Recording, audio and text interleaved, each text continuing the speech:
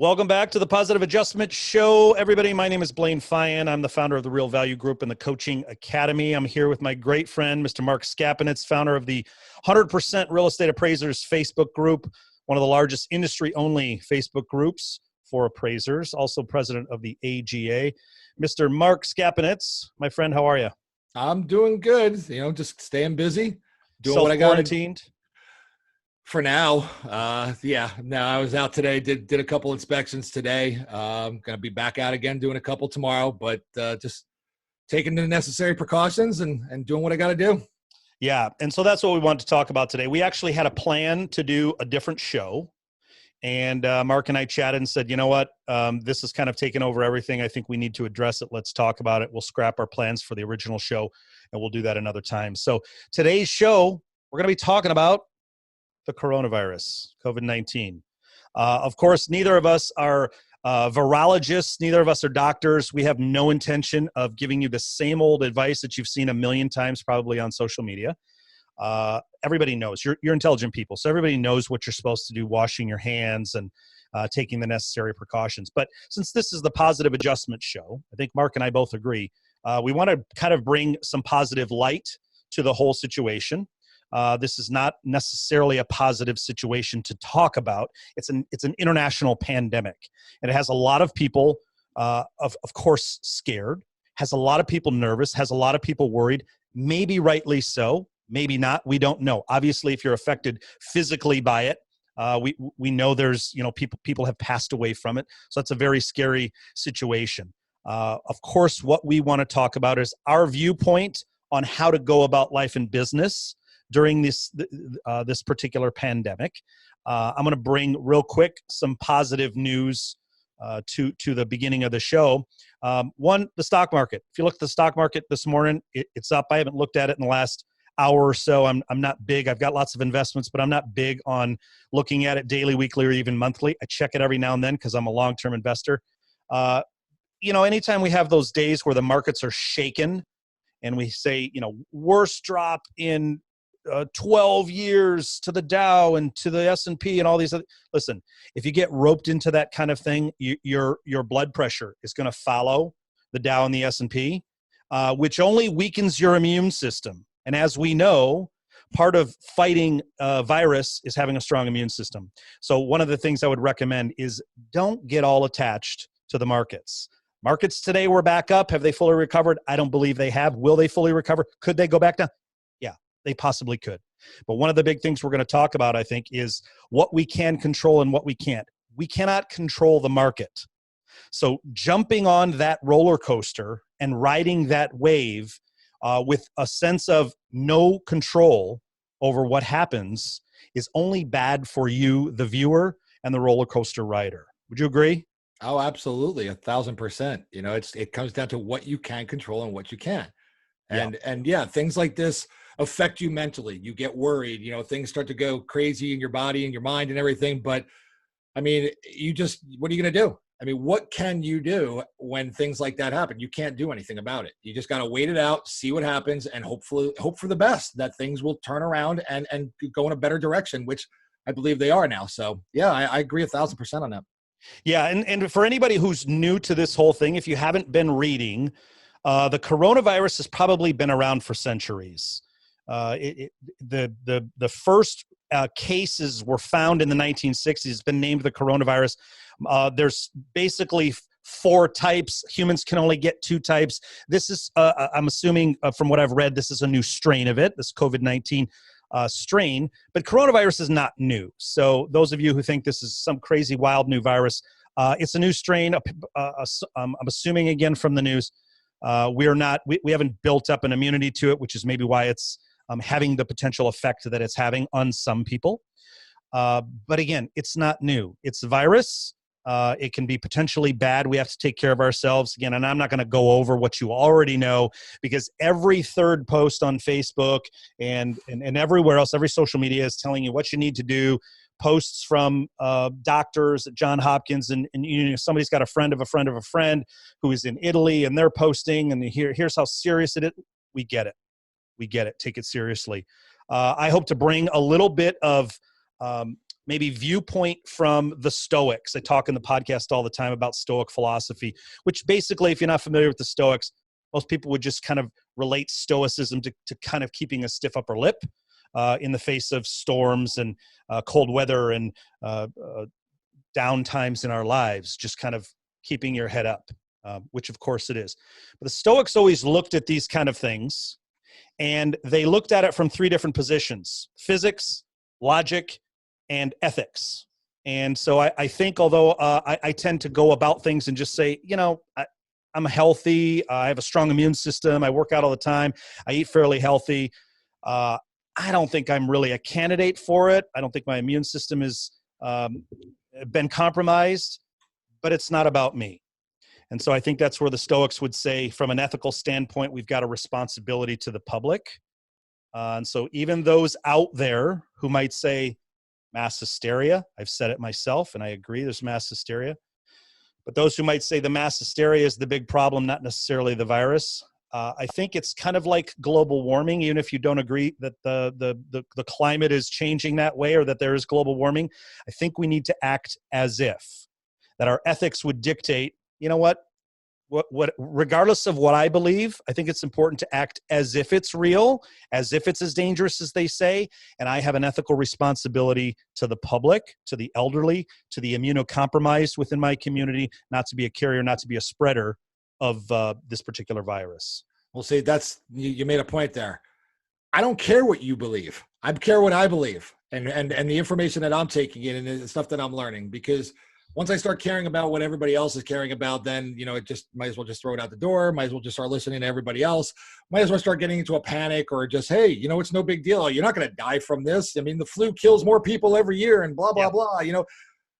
Believe what you need to believe, and act upon what you believe, and how you should be responsible for it. Don't worry about what everybody else is saying about it. I mean, you could take that information and develop your own opinion and develop your own belief on that, but act upon your belief, not what everybody else is saying out there. And you don't need to continually throw all of your beliefs on everybody else out there on what this is and how it is and who's going to die, who's not. I mean, we get it. I mean, it's not something that's pleasant right now. It's affecting a lot of us in all different sectors, but it's also affecting us appraisers as well on how we're performing our jobs and how we're so used to doing them. Yep. So, yeah, I mean, believe what you need to believe. Go about your day. Go about your work. Do what you need to do to be a responsible party, and leave it at that. I think. I don't think you need to just it's kind of like politics. You know how I hate politics, and I won't allow it into groups. You believe what you believe, but you don't need to just constantly throw it out there to everybody on what you believe, because that just starts to create problems. And we already have enough problems with this. We don't need more problems. Yeah, well, that is part of the mass hysteria. And, whether you disagree or agree with, how the media has handled this, or how the government has handled it, or whatever, jumping on social media and throwing all those stories out there and telling people what they need to do, of course, is adding a little bit to that hysteria. We're going to talk in a little bit about some things you can be doing that we think are positive adjustments to maybe your daily and weekly schedule. But yeah, I would tend to agree that when you're scrolling through and you're looking for real information and you just see rhetoric, emotion, at some point we need to come back to rationality. What is rational? Study your reality, learn, research multiple venues and areas. Don't just take information from one source. Check that information against a couple other sources, and you'll find some things that cross over, some information that seems to be congruent and consistent amongst all those sources. And of course, you'll find some things that they aren't. They fall out of one source, and then you see something new in another source. And that's why it's important to make sure that you are doing your research and that you know what you're doing and what you're talking about. So as you said, you can take care of you. You can take care of your family. You can take care of your ethical responsibility, of course, to your community. I don't know about your community, but they just announced yesterday, our governor, all the schools are closed here. I know they're closing them in other states until, I don't know, first week of April or something. So yeah, they just closed schools in Fulton and Cobb County here. All the events, everything is getting canceled. I was supposed to do a 5K in 2 weeks. They canceled that. Yep. So, I mean, yeah, a lot of the different school systems now are being shut down. And I mean, I guess they're taking their what they believe to be a proactive, stance to this. Yeah. So, I mean, while some people may be upset and mad that their kids have to be home right now and they're not prepared for it, but I mean, it's just part of what we have to deal with at this point. So you bet. just got to try and make the best of it. Yeah, exactly. You said it. This falls into the category of, what are you going to do about it? You're going to write to your governor? You're going to try to get the rules changed? You're going to try to, no, you can't control it. I have two kids. Well, they're not, one's a teenager, 19 and 16 years old. One's still in school, one's not. So it affects one of them. I immediately, as soon as I heard the news, I shared it with my kids because I knew they would be thrilled. They get a 3-week or 3+ week spring break. Of course, my 16-year-old was super excited about this information. Is this going to throw a monkey wrench into my day, my weeks? Sure. Yeah. Some things are going to change. I'm super excited about it, dude.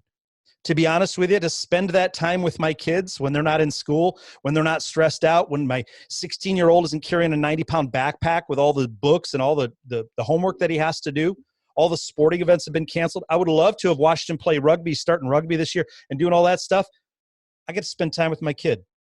To me, that's a positive adjustment. I'm going to take the opportunity to go, can I control it? No, I can't control it. So what do I need to do? I can control what I got in here and what I got in here. I'm going to look at this as an opportunity. My family comes first. I'm going to take care of my family. I'm going to spend some great time with them.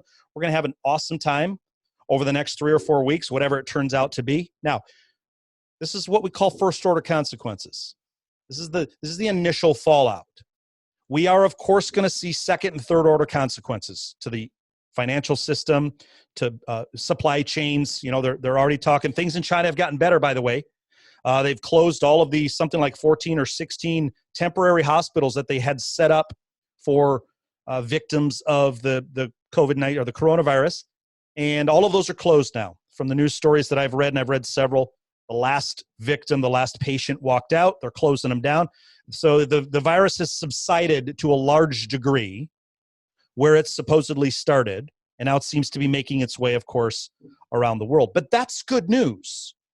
That's really good news. Those are the kind of things we should be focusing on is, okay, let's look at what the wave is going to do. We don't know how that's going to affect us here.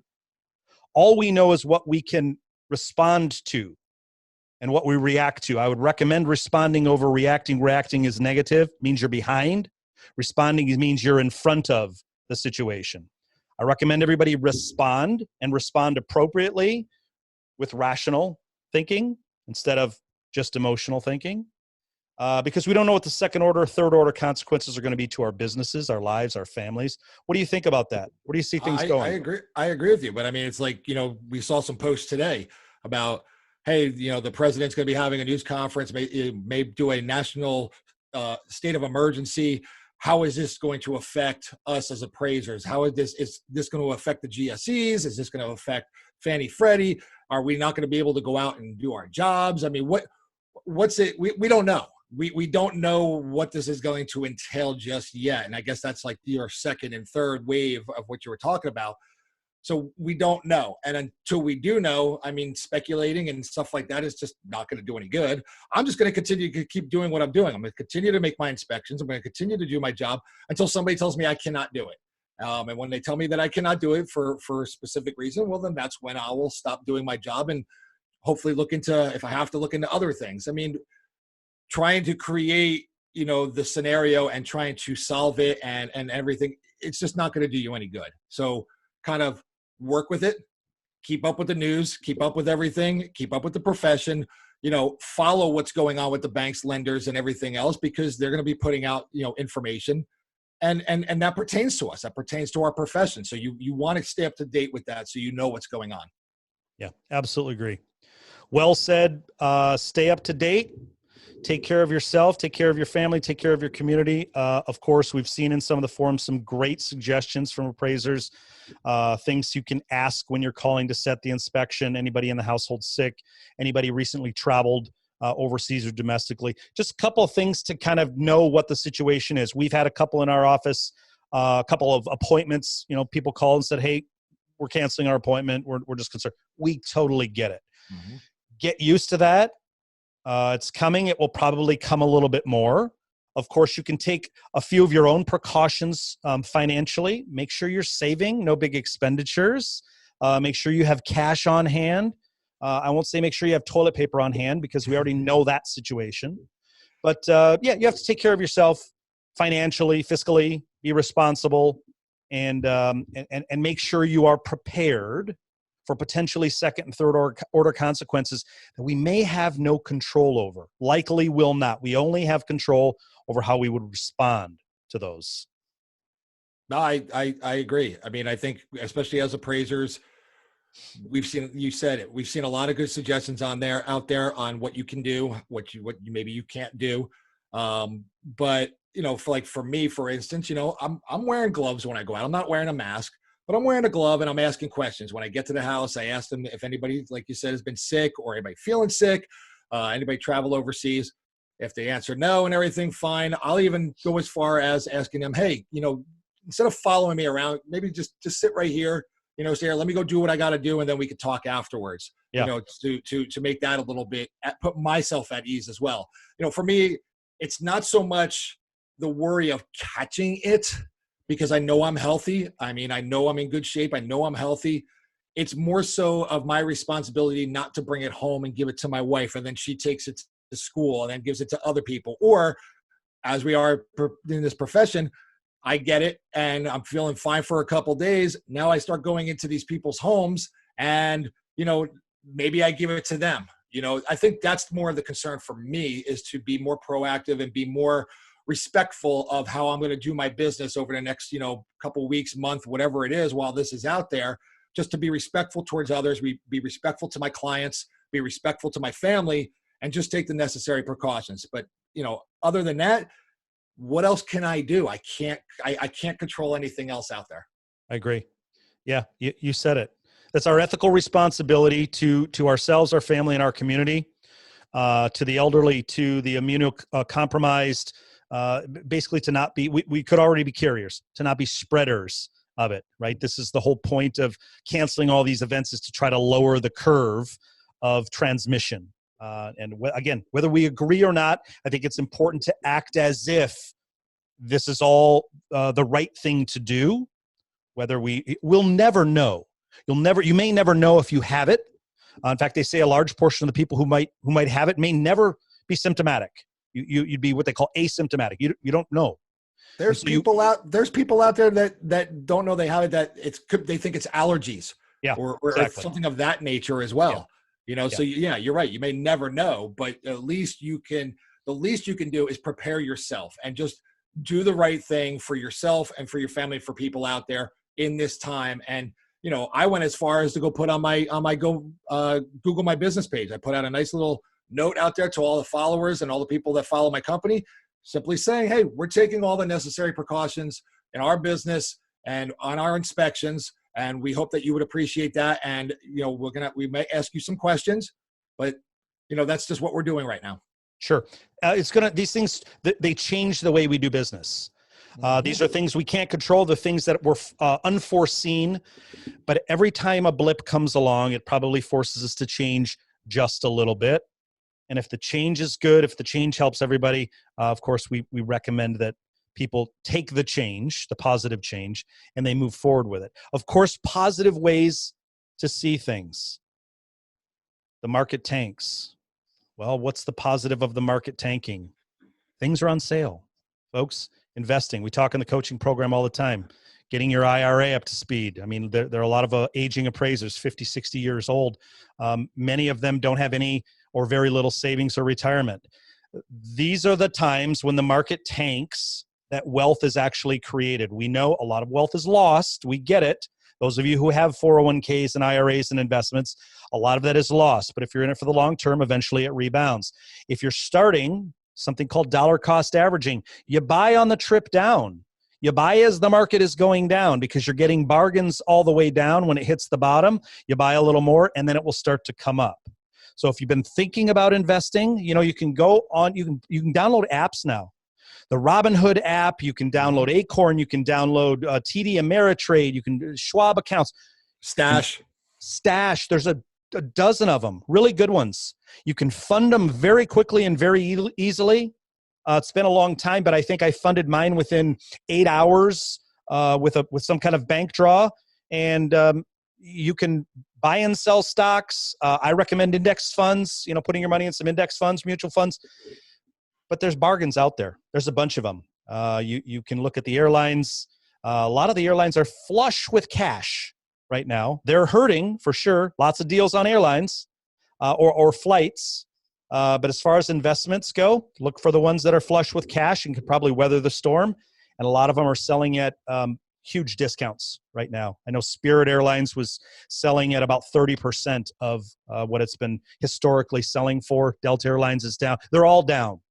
Of course, cruise lines. Might be a deal on cruise lines. Look at those. Oil is selling at a fraction. There's a little bit of a pricing war going on between the Saudis and the Russians and the United States. Those are deals, folks. Look at it. You can either look at, this is what we're talking about. You can either look at the doom and gloom and go, shit, what are we in for? Or you go, might be the time to get into the market. Lots of stuff on sale. The opportunity during things like this are there, but nobody pays attention to them because they're so consumed with the one major aspect of what's going on. And there are other things out there that could be more positive towards you for your future, like you just said. So it's something to look at. Yeah, we've said it on the show many times. You brought it up very strongly in the last show and the show before that. One word, it's called focus. We talk all the time. It's what you focus on. It's what you can control. Your focus is what you can control. Focus on the positives. Focus on security, taking care of your family. It's called self-defense. But then focus on the opportunity. When you're focused on opportunity, you program your reticular activating system to be on the lookout for opportunity. So while two of us could be sitting in the same room watching the same news story, Dow down 1,200 points. One's going, crap, the world's going to hell in a handbasket. And I'm sitting there going, time to buy. Time to buy. We're both seeing exactly the same thing. One of us sees opportunity. One of us sees death, anxiety, destruction. The world is going to end. It's not going to end, folks. It's not going to end. There might be some changes. Just like after 9/11, there's been disruptions to air travel. Now we have to take off our shoes. Every time we go through the airport, we have to take everything out of our bag. We're all getting used to it. That's the price of living in what we believe to be a secure society, whether you agree with that or not. There's changes to our day, week, and month. There's changes to our routines. It happens. But what we choose to focus on will determine our own personal outcomes. I agree. And I think just as appraisers and what we do, I think we just need to focus on your business, focus on, how you're going to do things. Things will change for you. If your kids are home or, maybe something happens that you have a lot of inspections get canceled and have to get rescheduled. Maybe that's the time that you can start utilizing to do other things and build other things with your business and take care of those things. Oh yeah. Before you get busy again, before it starts to subside and you get that influx of orders again. I've noticed that, in the last couple of days, it's kind of slowed down a little bit for me here in Atlanta. Nothing crazy, but it wasn't like, the last 2 weeks of just the influx of orders, but it has slowed a little bit over the last like 2 or 3 days.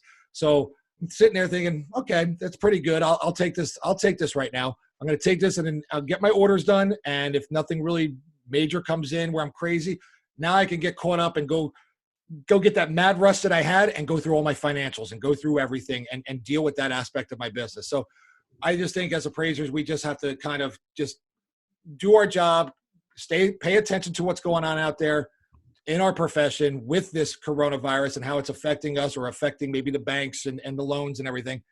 And then just go forward and just ride this out and see what we can do about it when it's all done. Yeah, you're absolutely right. You brought up one of the best points in the show, as far as I'm concerned. This may be the time for you to sit down and start writing out your goals, your vision for the next 1 year, 3 years, 5 years.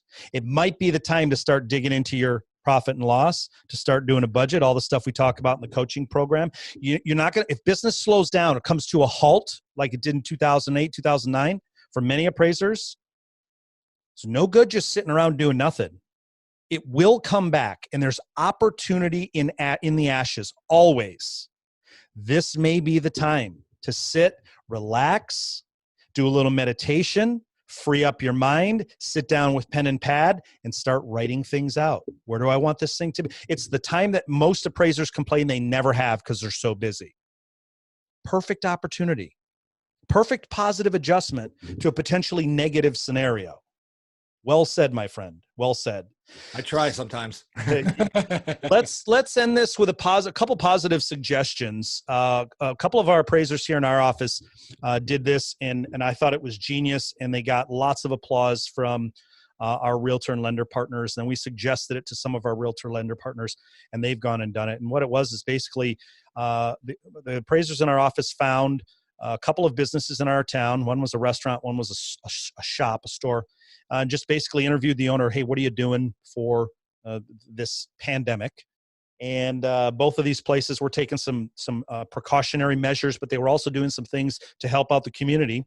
And they were doing some things to make it easier for people to interact with them. So in turn, we want to encourage people to keep doing business with the local proprietors within your community. So instead of having the restaurants have to shut down because there's no patrons, as stores shutting down because there's no patrons. I saw some great suggestions, by the way, on Facebook of going into restaurants and buying gift cards, giving them to friends and family. This is a way that the restaurants can have cash flow to keep paying their bills and paying their workers while these people are afraid to come in. But what our appraisers did was basically they interviewed them. They found out the great things that they're doing for the community, and then they went live, Facebook Live, and they just did a Facebook Live interviewing and kind of highlighting these businesses. Hey, here's what they're doing. You can order by phone. They'll walk the meal or the groceries out to your car. They'll take everything by Venmo, PayPal. No exchange of money has to be done. They will deliver to your home if need be, so that people don't have to leave the home. And those are great things to highlight. And then we had a couple realtors do the same thing at a couple businesses in town. People love it. People absolutely love it. Get out of your bat cave, turn on your creativity gene, and go out there and become the authority in your market. Any other suggestions you might have, Mark? I think those are great suggestions. I've seen the same thing by some people on Facebook that are offering to help people out with certain things, especially elderly people who don't want to get out if they need something. Hey, just reach out to me. I've seen it on my Nextdoor app. You can reach out to me if I need it. Anyway, my parents are older, and my younger brother and I talked and said, hey, you guys stay at home. You're 45 minutes away from us, but stay home. If you need anything, we'll come bring it to you. And I think you could kind of maybe even do that and kind of set your business up for, there's an opportunity for your business to get put out there more, to say, hey, you know what, we'll help you out if need be, or, hey, I found all this toilet paper and I bought a bunch of it. And if you need some, let me know and I can bring it to you. Just any kind of creative idea. You might be able to just, hey, what's it worth appraisal services is out there doing this for us. So bravo to them. And could lead to more business and just showcase you in the community. Absolutely agree. Perfectly said. I mean, appraisers are out and about every single day, driving all over their towns, villages, communities, cities, states, sometimes multiple states. Why not? In fact, today's show was going to be all about giving. The Real Value podcast was all about giving. That's what we were going to talk about. This is an opportunity, folks. It's an opportunity to give. Of course, we can always give financially, but this is a real opportunity for the healthy to step up and say exactly what you just said. I'm out and about all day long, folks. I'm going to be stopping by a place. If you need me to pick something up, happy to do it for you. No charge. I'm already going to be there. Talk about winning over your community and become an authority in your field. What better way to do it than to become a giver and add value? Absolutely agree. My friend, I think that's it for us on the coronavirus. I'm sure we'll be back with some updates. Hopefully they'll be good updates. Let's hope the curve is settling down. Let's hope the second and third order consequences are smaller than the first order consequences. We don't know. We'll wait to see. But if they are, regardless, we can't control them. We can only control how we respond. And of course, we'll be back here with some positive adjustments. You got it. I appreciate it. And I'm going to go check out what the president just had to say, since we were doing the show during his time, and check out the Twitter and then just see what's going on out there, but then back to work. Sounds good, brother. Talk to you soon. All right, man. Fist bumps. You got it.